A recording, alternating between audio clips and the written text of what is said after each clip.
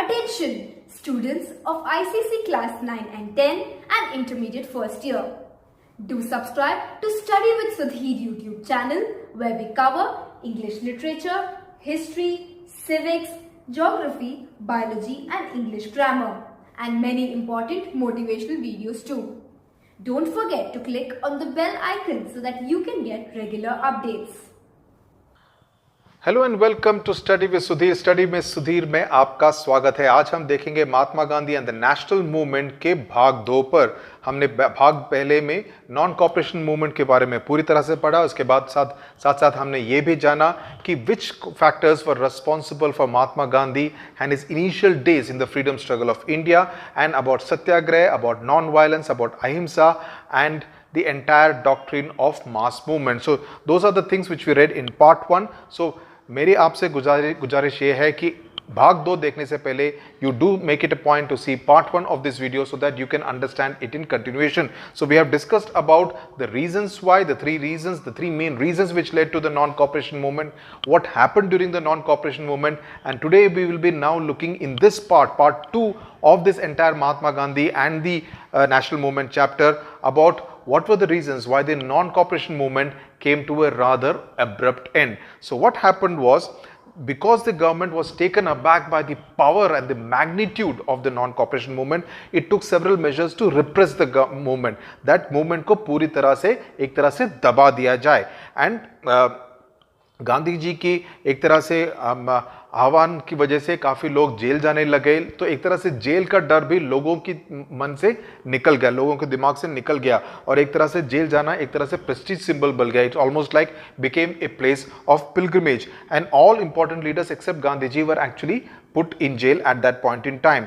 Processions and public meetings were banned all over India, and the Khilafat movement as well as the Congress were declared as illegal organizations.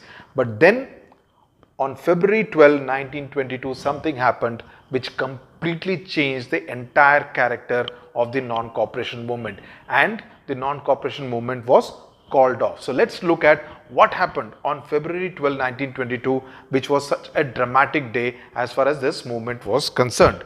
Now, Chauri Chaura. Chauri Chaura is a village in Gorakhpur district of modern day Uttar Pradesh, right? So, Chauri Chaura में February 5, 1922 को a procession of about 3,000 peasants, 3,000 किसान police station की तरफ निकले, क्योंकि उनको रोष था कि जिस एक तरह से जो वहाँ पे शराब की जो दुकान थी, शराब का जो ठेका था, उसके खिलाफ वहाँ पर 3,000 काफ़ी सारे किसानों ने आंदोलन किया था, और उस समय पर एक पुलिस अफसर ने कुछ वॉलंटियर्स को मारा था. He had beaten up some volunteers, he had assaulted some volunteers. So as a result of that, in protest, 3,000 farmers marched to the Chauri Chaura police station. Okay, at which point in time the police fired at those farmers, and this led to anger among the demonstrators. Despite Mahatma Gandhi insisting on a non-violent way of struggle, these demonstrators got angry, violated one of the basic principles of the non-cooperation movement, and they set the nearby police station on fire, as a result of which 22 policemen who were inside that police station got burnt alive.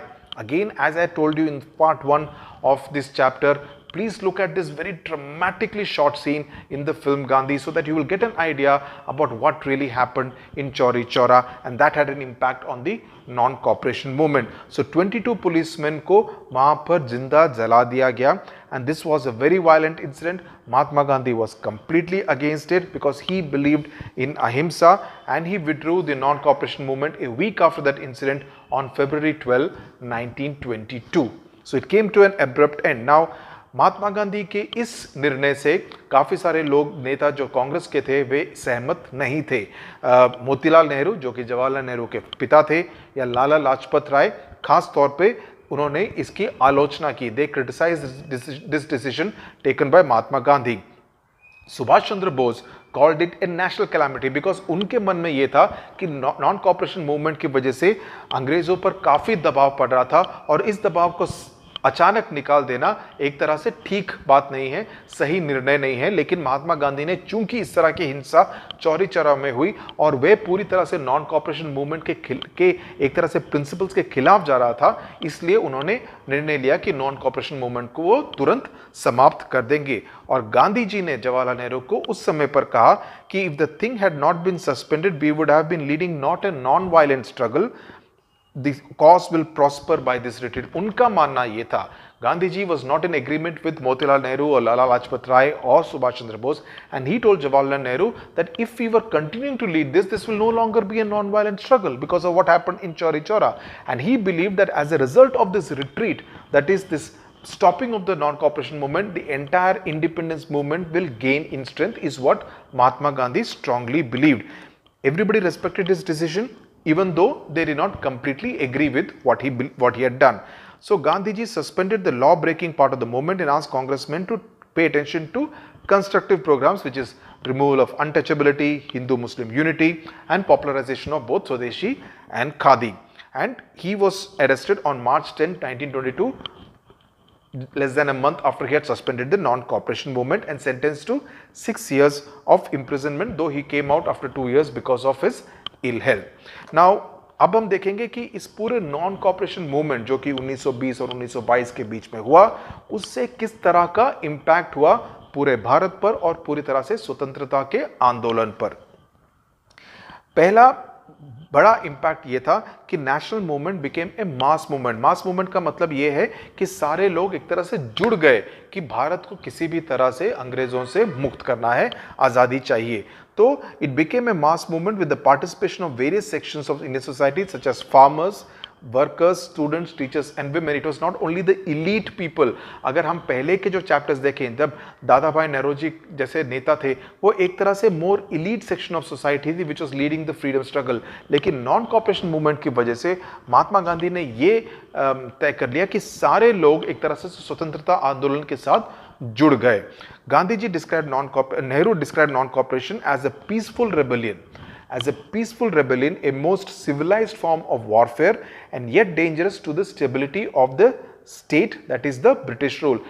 हो सकता है परीक्षा पत्र में आपको सिर्फ ये coat दिया जाए और आपसे पूछा जाए ये कोट किसका था और किस कॉन्टेक्स्ट में ये कहा गया था, तो आपको ये कोट याद रखना जरूरी है और किसने कहा था और किस कॉन्टेक्स्ट में कहा था, और इसको एक तरह से पर्सपेक्टिव में डालना भी जरूरी बन जाता है। तो नेहरू का ये कोट आप अवश्य याद रखिए कि he describe non cooperation as a peaceful rebellion, a most civilized form of warfare and yet dangerous to the stability of the state, that is the British rule. दूसरा जो बड़ा इंपैक्ट था, that it instilled confidence among the people, it generated a desire for freedom कि हमको आजादी चाहिए, and inspired people to challenge the British rule। Bipin Chandra जो कि हिस्टोरियन थे बंगाल से, उन्होंने कहा कि out of the experience of this attempt to defy openly the foreign rulers and the government they had set up was born a new sense of self confidence and self esteem. So एक काफी आत्मविश्वास आ गया था और एक तरह से अपने ऊपर एक तरह का प्राइड भी आ गया था कि हम ये कर सकते हैं, ये हमारे से मुमकिन हो सकता है।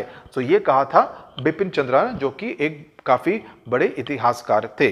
तीसरा था Congress became a revolutionary movement. अभी तक तो एक तरह से it was just another political party kind of thing which was aimed at getting the people independence of India, but now it became a revolutionary movement।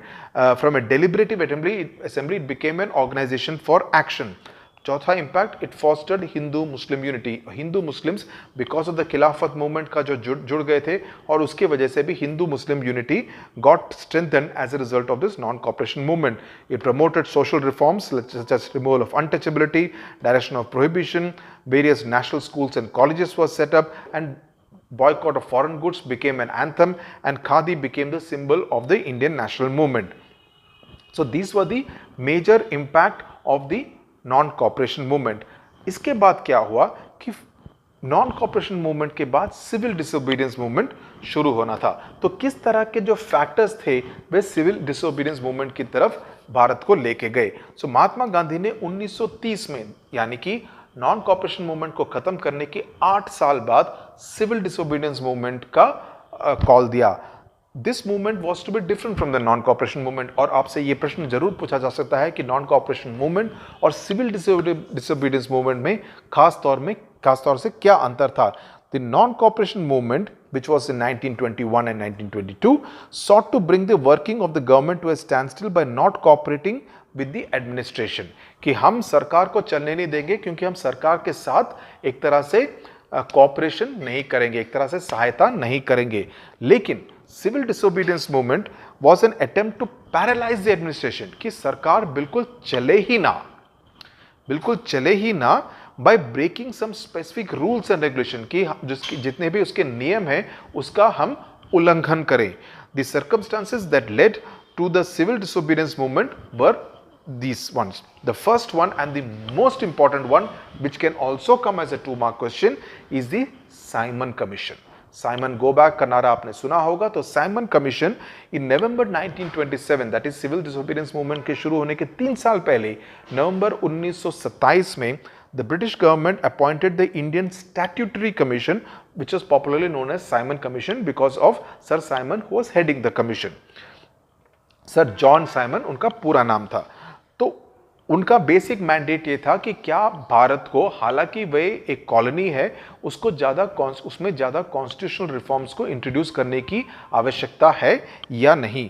The commission was composed of 7 British members of parliament, यानी कि all white commission, जिसकी वजह से इसको all white commission भी कहा जाता था। इसमें कोई भी भारतीय सदस्य नहीं था। और this was seen as a violation of the principle of self determination and a deliberate insult, एक तरह से इंसल्ट किया गया था भारतीयों की सेल्फ रेस्पेक्ट को, एक तरह से उसको डेलिबरेटली इंसल्ट भी किया गया था। Now at the 1927 Madras session of the Indian national Congress, which was presided over by Dr. Ansari, the Congress decided to boycott this commission at every stage, कि वे साइमन कमीशन का पूरी तरह से बहिष्कार करेंगे।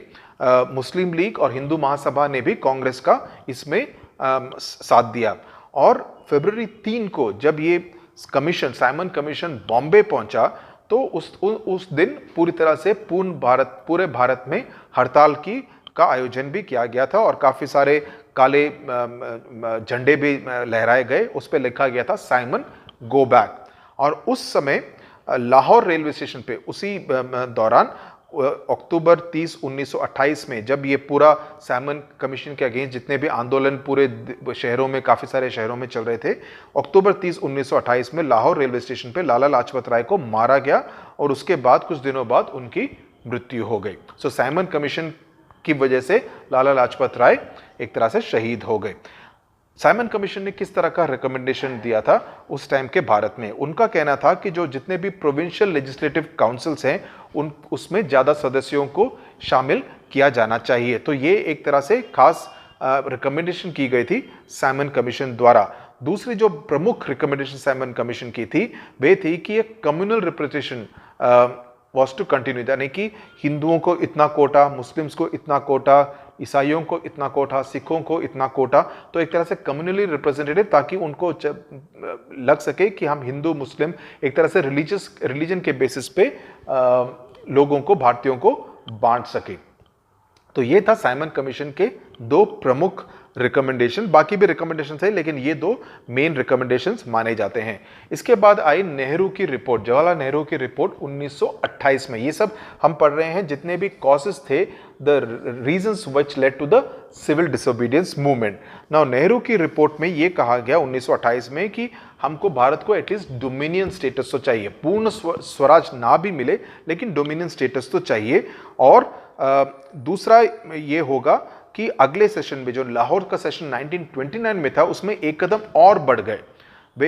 He moved a little step forward and they said that the Calcutta session of the Congress served an ultimatum to the British government to accept the report, Nehru report, by the end of 1929 और face a mass movement towards civil disobedience की भूमिका एक तरह से बना रहे थे।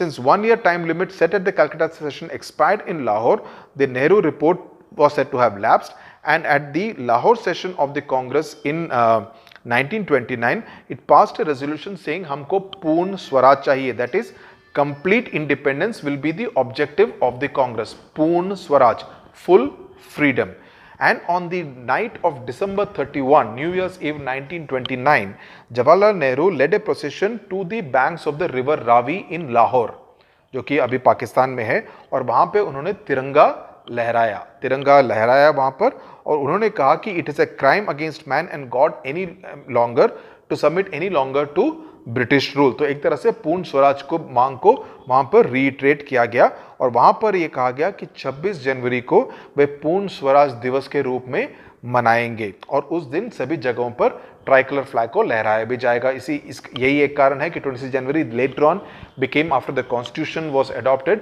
Became the republic day for India from 1950 onwards. So 26 जनवरी को उस टाइम पे कहा गया कि ये पूर्ण स्वराज दिवस के रूप में इसको मनाया जाएगा, और इसका निर्णय लिया गया था दिसंबर 31, 1929 1929 on the banks of river Ravi in Lahore under the leadership of Pandit Jawaharlal Nehru.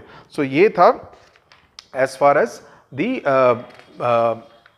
this thing. And now we come to the civil disobedience movement. Now civil disobedience movement, the decision to start the civil disobedience movement was taken in 1930, and many programs were planned as a result of the civil disobedience movement that we will do in part 3 of the Mahatma Gandhi and the national movement video lesson. So do tune into that, do subscribe to the channel, do press on the bell icon, and as I said, do these 2 chapters first before we go on to the third part, in which we'll read about the different aspects whatever happened as part of the civil disobedience movement, the round table conference, especially the second and the first round table conference, the Gandhi-Irwin Pact, the progress of the movement and the impact of the civil disobedience movement, उसके बारे में हम पूरी तरह से part 3 में पढ़ेंगे। Thank you very much for watching.